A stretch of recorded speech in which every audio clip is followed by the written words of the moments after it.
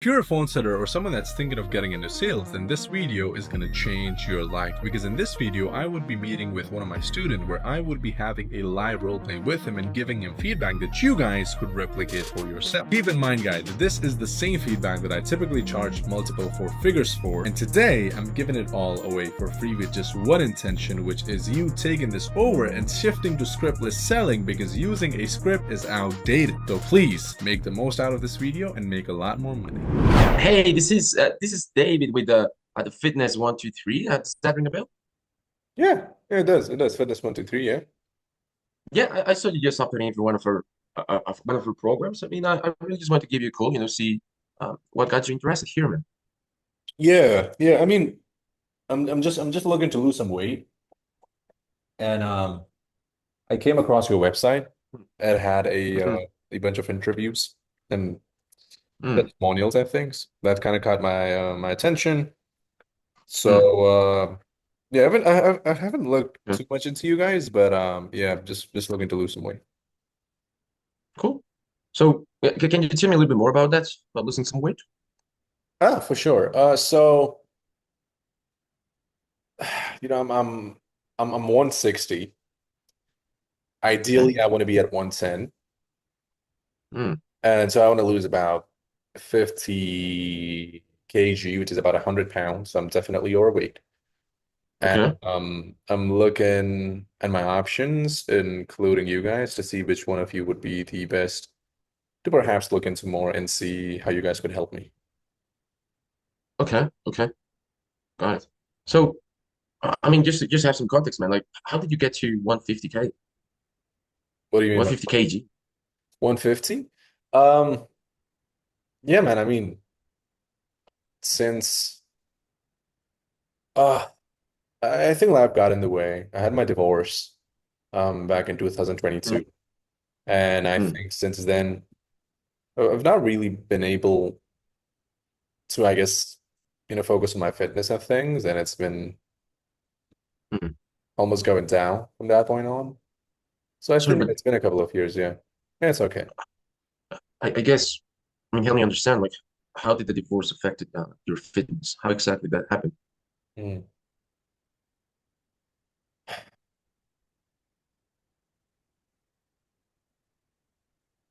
I mean, it was difficult, just going through something like that in the first place. So I was trying to deal with it, and then I had work and everything else, and I think I just felt overwhelmed to an extent where I just kind of, started finding more comfort in food. And I know that's a weird thing to say because, I would have judged someone if they told me they found comfort in food years ago. But I guess when I found Mm. myself in that position, that did happen where I was finding a lot of comfort in food. So I was, binge eating. I wasn't taking care of my health. I stopped working out. And by the time I realized it, it was a mess already. So Mm. Okay. Just to clarify, before the divorce, you weighed 110 kilograms as you was right wrong now. question. You're taking me out of pen. I said mess, which is an emotional word. So mess, if I say frustrating, if I say disheartening, if I say discouraging, if I say Overwhelmed. anything that's emotional, your question is mess? How so? Keep me in pain. Don't take me out of me. Ask me again. Okay. So you said overwhelmed. Um, in what way exactly? Uh, I mean, I wasn't like this. I was quite fit. Um, I was big on sports, specifically rugby. Um, and kind of coming from that place where you're super active, to a place where I'm Mm. today, it kind of gets to you, Of course, it is overwhelming because it does affect you in some ways, which you did not expect, and then it kind of gets a mess. So yeah, it's like overwhelming in that sense where I'm not the guy I used to be, and yeah, it just What makes what everything more overwhelming. what did you mean? Not the guy you used to be. Yeah. Wrong question. So Mm. not really a wrong question, but I want you to listen to me and not really think about what you're gonna say next, right? And I gave you something to play with. What I gave you to play with was I specifically mentioned that it does affect you in some ways that you did not expect. In what ways? Mm. In what ways? In what ways? In what ways? That was your question. Ask me that. So in what ways did that affect you? Make the framing better. It's a personal question. Now you've gone too deep, 2 layers deep. The prospect is probably feeling it. He's being emotional, he's opening up. And whenever you are emotional, I think your brain, even if you're not thinking about it, your brain subconsciously gets into the fight or flight mode where you're like, fuck, am I opening Mm, up too much? Which is why oftentimes prospect would open up, but they wouldn't give you everything. For example, I said, I mean, it has affected me in, some ways. I did not give you the ways. I said some ways because I didn't want to be vulnerable. So you got to make sure when you go into that, your framing has to be the right way. So something like, of course, man, and hey, like, I really appreciate you for kind of telling me about all that. And I think it's never easy to talk about the things that you're speaking about. I think it's super, super, super difficult to do that. And I really appreciate you for that. And I don't want to make you feel bad or ask more questions, but you did mention that it affected you in some ways. In what ways though?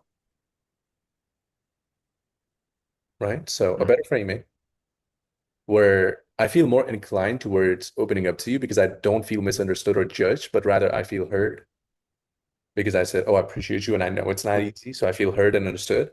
And now you ask me a deeper question. Now I want to answer that question because you make me feel seen. Makes sense? mm. So the learning lesson is Okay. once you're 2 layers Yeah. deep, you want to dig in deeper because everyone tells you, oh, go 3 layers deep, go 4 layers deep. Nobody tells you like, hey, that's going to create a lot of sales resistance until and unless you frame the question like I did, right? So let's Yeah. say you did ask me that question, I'll just answer Yeah. it, then you can play from there. Um, yeah, man, it is surely difficult. And I mean, sleep, small things, even like sleep.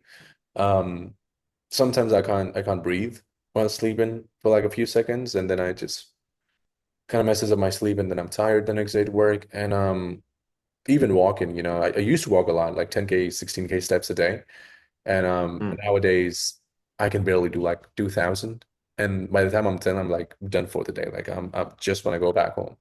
Um, Even things such as confidence, of course, when you're overweight, like you feel people looking at you, and all those things, to just make you feel away. So, mm. Okay. I mean, I appreciate you sharing that with me. Um, hmm Something that I want to mention is you said small things, but you're telling me you're losing your breath while you sleep. yeah. Uh, you lost your confidence, and you can barely do two K steps a day.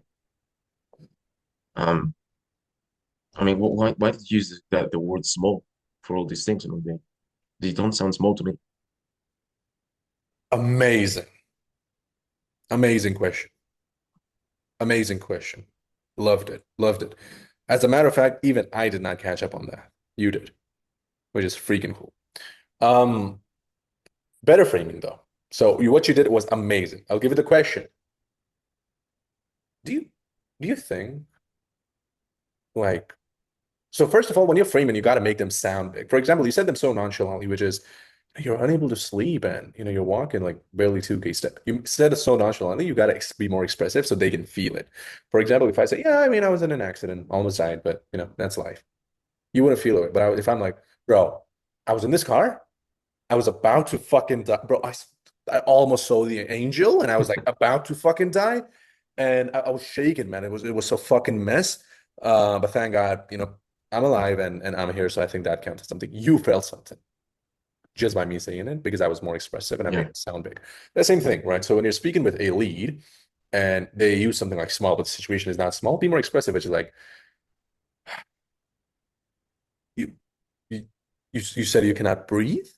Is that what you said? yeah. Yes, yes, that was it. That's messed up. So you cannot sleep because you cannot breathe sometimes. You can barely take 2 steps a day, 2K steps a day, which was like 16K a while ago. Quite a messed up situation. But but it makes me wonder though, because in my mind, these are some big, big issues. They can risk your life. Yeah. But you use the word small. for them, which is like, these are small problems. Do they look like small problems to you? So the first question is, do they look like small problems to you? You would say, no, no, of course they don't. Yeah. Okay, man. So why did you use that word? Why did you use that word? Do you know what you're gonna do next? I want to see what you do next because they were very, so. Let me ask you this: why did you ask me that question? Like, what's your purpose here? Why did you ask me that question? Which is, why did you use the word small? What's behind that? Well, I'm thinking of um, challenging a little bit because if he thinks there are small problems, he will never take action Yeah. to So, start AKA, working out, to start. in easy words, you're just trying to raise my standards. Yeah. Yeah. Well, I didn't know how exactly to say it, but Yeah. that's true. You're raising my standards. Same thing we did on the sales call when you and I had the sales call. Same thing. Yeah. Um, so there's a very specific way of doing it. So let's say you say ask me why did you use that word, and I say I don't know, man. I don't know. Maybe because it's too bad. It's too bad. Yeah. I mean, it definitely sounds like it's a big thing. Um, However, the reason I'm asking is,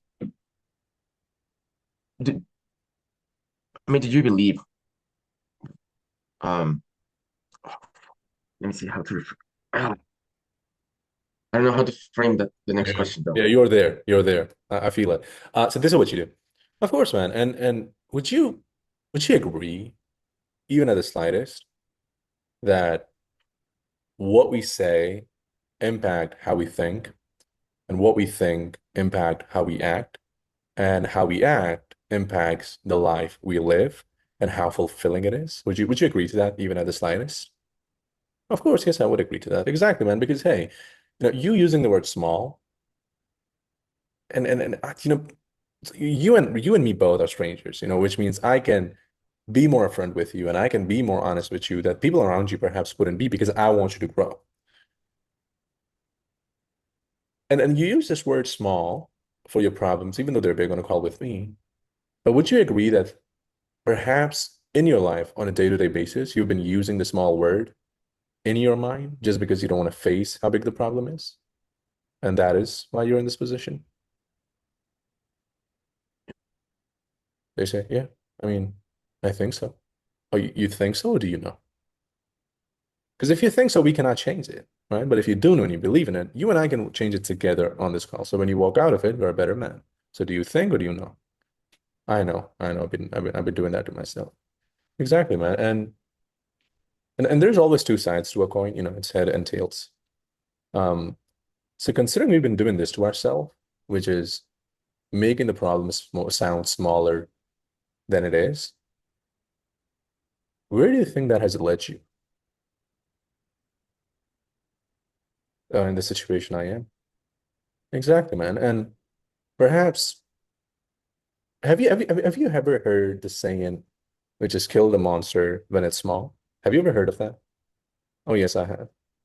Exactly, man. So do you think that perhaps maybe like back in 2023, so a year after your situation, um, if you had maybe looked into the mirror and you had said, you know what, my situation is messed up. I'm not the man I used to be, but I will take some accountability of this and I will change it for the better. And then you stick to it till the end. Do you think we would be on this call today? Or do you think you would be in a better position? Oh, I, of course, would be in a better position. What makes you say that? Yeah. What makes you say that? Oh, because I would have taken action. Oh, because I would have done this. Oh, because I would have done that. And I would have lived a life that was more fulfilling, right? I would have lived that life more fulfilling, right? And he mentioned divorce being the reason he doesn't, he kind of fell into this. I don't accept that. I think that's bullshit. I think that's a really nice smoke screen where, you don't have the courage to get into it, but Mm. you know it's a smoke screen, but you don't even know how to deal with it because it's so fucking personal. There's a super simple way of dealing with it. If I was in that position, as I said, and someone said, oh, because they've done that because of the divorce, I would say, of course, man. At this point, I would say, of course, man. And I know you mentioned that the reason all of it kind of happened was because of the situation you were in 2022, where you kind of went through that divorce. And in life, there are kind of two types of people, right? One would be in that position, and they would say, I went through the worst period of my life, So I'm going to use that as motivation to better my life and become the best version of myself. And one would allow the situation to dictate what their life looks like for the next 10 years. Which one do you think ends up living the more fulfilled life, the happier life, the better version of life? Oh, the second one. Oh, why do you say that? Oh, because of X, Y, and Z. Exactly, man. And what makes me confused is I know that you're not someone that would self-sabotage your own growth. And what makes this even more confusing is you understand all of this, which is the one that uses it as the motivation ends up bettering his life for good. So knowing you understand all of this, why were you not able to do it? Yeah. That's all. At this point, you could say anything and he would still close. Yeah? So at this point, I should just like book him in with the closer. That's it. Yeah. Yeah. Okay. Now some setters might say, and some coaches might say, "Oh, but there is no goal. Oh, but you didn't even figure out what he has done." I don't need none of that. The reason we do all of that is because we need intent, which is I want to change. If I was able to do that to a prospect within 10 minutes without all the fluff, and by the end of it, he was like, I'm going to change and I'm going to do this for the good and I'm ready, that is all I need. I could take another 10 minutes, but do I really want to take him out of the pain or do I want to leave him in there and book him in? I will leave him in there. But with some people, even after getting all the pain, the conversation is only like 7 minutes, and you're like, oh, I do have time. So let me talk about the goals a bit more because they mentioned, oh, they've tried some things in the past. So you go into that. I did not mention anything. So you asking that would be so random. So in this specific situation, yes, it is okay for you to book me in after this because you've raised my standards. You've eliminated the bullshit that I gave you with the divorce. I would definitely close. And in my mind, I would be thinking, yeah, this guy is right.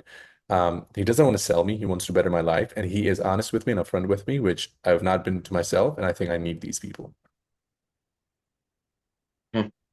And just to clarify, how would you get to the how would you go with the transition into Oh, super easy, bro. setting the appointment? Super easy, bro. Take what they said early on the call. What did I say? Oh, I haven't done much research on you, right? I would use that as leverage, which is Mm, for sure, man. And hey, I know that you haven't done a lot of research on us, which is usually the case with majority of our clients. So what we typically do is the people that haven't done a lot of research, we have these like 40-minute free consultation that we offer them, where we can kind of break down exactly how our program works, and that way you could get any question that you have answered. Do you think that would work with you? Would you be opposed to that? Do you think that's a better mean of gaining information? I like asking, do you find that helpful? That's That's a also a question good one. we used to use. That's also a good one. Yeah. I personally, I like. Would you be opposed to that? And I think why I like it is because people find it easier saying no than yes.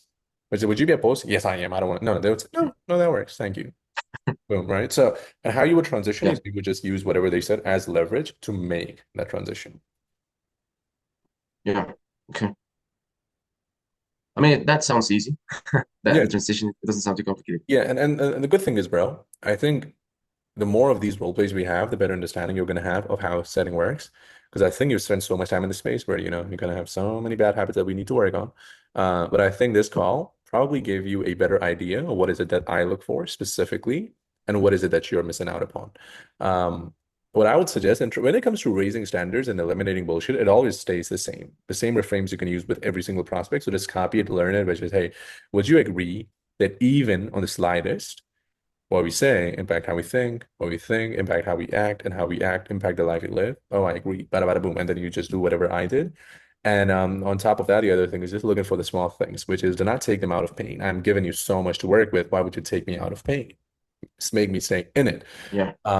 And when you ask questions based off of what they said, it makes the conversation sound so much more human and not salesy, which is what we're looking for ideally. Make sense? Yeah. Yeah. So yeah, just last question for me. How would you fit the financial qualification in Yeah. here? Oh, you would need to do that. I did mention my job. I said Yeah. yeah, I did mention my job because I told you I've not been able to sleep. That affects my job. Get into that. Right after you've done your qualification, would you say, of course, man. And I know that a minute ago you also mentioned that, your sleep affects your job because, you go there and you're kind of tired. So I guess tell me a bit more about your job. What is it that you do? Mm, Okay, okay, okay. okay. And then you just kind of, if you want to qualify them, it would be a direct qualification, which is, what sort of a budget do you have set aside for yourself? The way you would frame that is, you would just say something like, hey, typically, starting with, your diet program, or typically starting with your fitness journey, of course, requires a certain budget for things like your diet, your supplements, and other things to kind of make sure you keep in line. So I guess like what sort of a budget do you have allocated for something like this over the next 60 to 90 days? Okay. I don't know. What would you Yeah. suggest? Well, typically we get all sort of clients. We have some people that have 10K, we have some people that have 2K, which is why we really don't have a one size fits all kind of a situation, but rather what we do is totally customized, which is exactly why I'm asking you that question, which is what sort of a budget you're working with, so I could see what option would be the best for you. Yeah.